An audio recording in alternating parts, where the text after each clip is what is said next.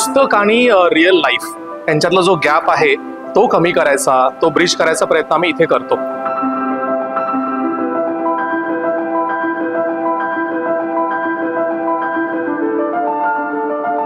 शिक्षणात प्रयोगशीलता आणि प्रत्यक्ष अनुभवावर आधारित शिक्षणाला चालना देण्यासाठी साऊथ कोकण एज्युकेशन सोसायटीने Shri R K. Desai science innovation हबची स्थापना GSS कॉलेज कॅम्पस बेळगाव येथे केली आहे. या अभिनव शैक्षणिक उपक्रमाचे औपचारिक उद्घाटन 4 मार्च 2025 रोजी करण्यात आले होते.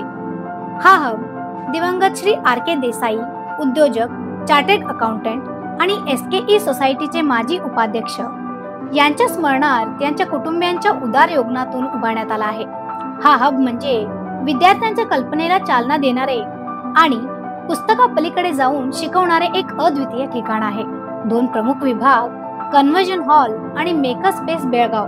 कन्व्हर्जन हॉल 150 आसन क्षमता असलेल्या कलात्मक रचना व उत्कृष्ट ध्वनी प्रणालीयुक्त हा हॉल विविध शैक्षणिक व सांस्कृतिक उपक्रमांसाठी वापरता येतो.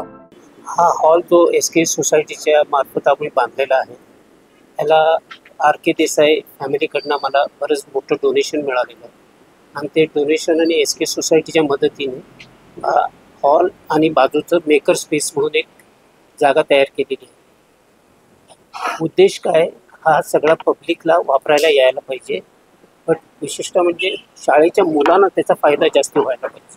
सो टीचर्सना जर लेक्चर्स घ्यायचे आहे, काय तर बरीच शाळा आहेत त्यांच्याकडे हॉल चांगला नसतो, हे नसतो, तर इथे बसून त्यांनी लेक्चर्स करतात, डेमॉन्स्ट्रेशन करून तुम्हाला स्क्रीनिंग करू शकतात, काय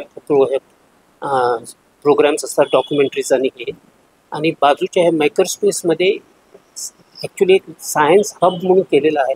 इथे सगळ्या तऱ्हेचे एक्सपेरिमेंट्स आमचे कॉलेजचे प्रोफेसर्स आणि हे करून मुलांकडनं पण करून घेऊ शकतात. मग मुलांना एक तऱ्हेचं आवड तयार होते सायन्स सब्जेक्ट्समध्ये आणि त्यांना पुस्तकात वाचणं आणि प्रत्यक्ष बघणं त्याचा खूप फरक होतो. पुस्तकात वाचतं तर 4 वेळा वाचून बाहेर करावं लागतं, पण एक्सपेरिमेंट स्वतः एकदा केलं की तो आयुष्यभर विसरणार. म्हणजे आता हल्ली शाळेत लॅब्स कुठेच नसतात आणि आम्ही असं नाही की फक्त शाळेच्या मुलासाठी, त्याच्यावरचे पण एक्सपेरिमेंट्स करायचं हे विचार आहे, बट ते थोडा वेळ लागतो. हे सगळं हे मात्र आम्हाला ह्याच्या पुढे आम्हाला काही इन्फ्रास्ट्रक्चर कॉलेजने करून दिलं, ह्या डोनेशनच्यामुळे झालं. तर ह्याचं पुढे सगळं चालवायचं आम्हाला डोनेशनवरच चालवायचा विचार आहे. आणि व्हॉलंटरी सगळे लोक इथे जे काम करतात ते व्हॉलंटरी करतात, आपला वेळ देऊन करतात.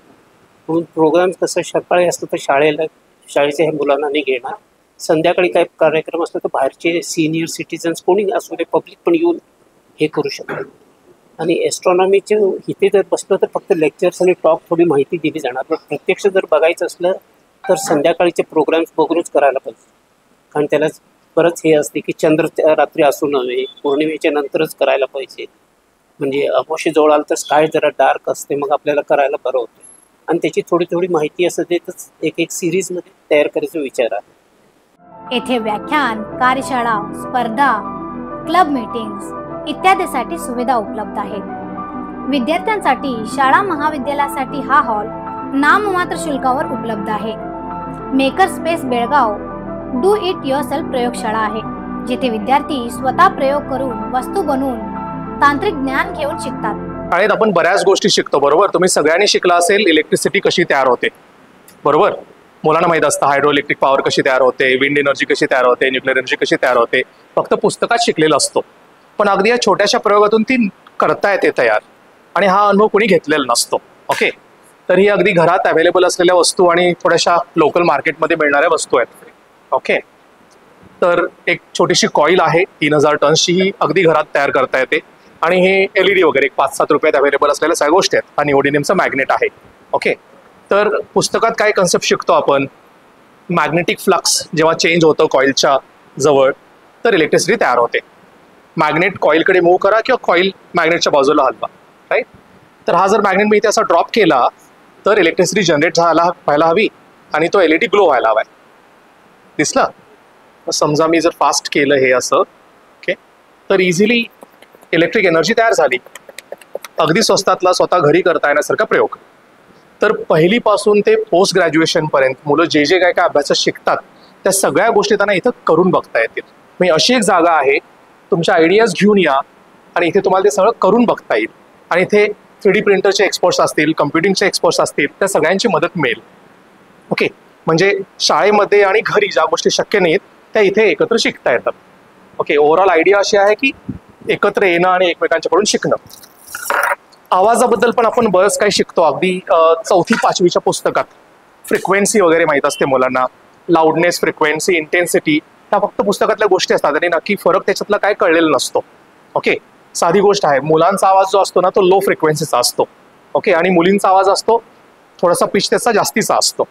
आणि आपली एक रेंज आहे, आपल्याला 20 हर्ट्स पासून 20,000 हर्ट्स पर्यंत ऐकू येतं. मग हर्ट्स म्हणजे काय, फ्रिक्वेन्सी 1000 हर्ट्स म्हणजे काय, हे आपण कधी अनुभवलेलं नसतं.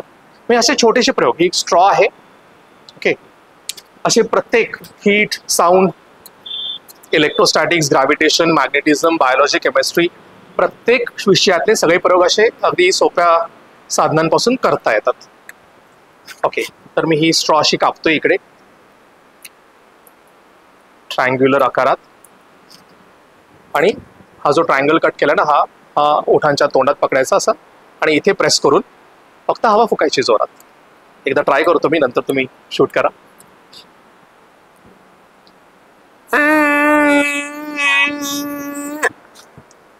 तर शिकतो काय पुस्तकात आपण, कुठली वस्तू जेव्हा कंपन पावते त्या कंपनाने आवाज तयार होतो. ओके, प्रत्येक गोष्टीचा आवाज असा वेगळा वेगळा असतो, याचा वेगळा, याचा वेगळा, याचा वेगळा आहे. ओके, तर इथे आपल्याला एक सिंपल डेमो दाखवता येईल की ही कंपन, याची फ्रिक्वेन्सी आणि लांबी याचा काय संबंध आहे. तर परत एकदा ट्राय करूया.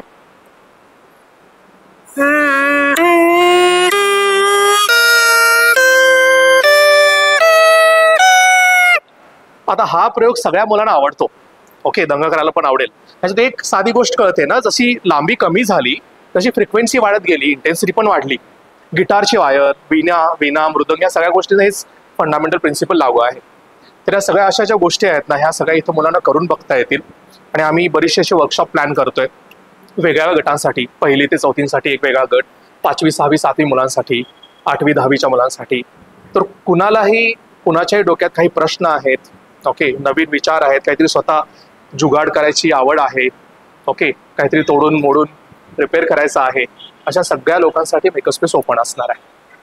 येथे विज्ञान, electronics, coding, 3D printing, laser cutting, open hardware यावर कार्यशाळा घेतल्या जातात. यावेळी ज्ञानेश कलगटकी, अशोक शानभाग, मधुकर सावंत आदी मान्यवर उपस्थित होते. Bureau report, voice of Venugram, Belgaum.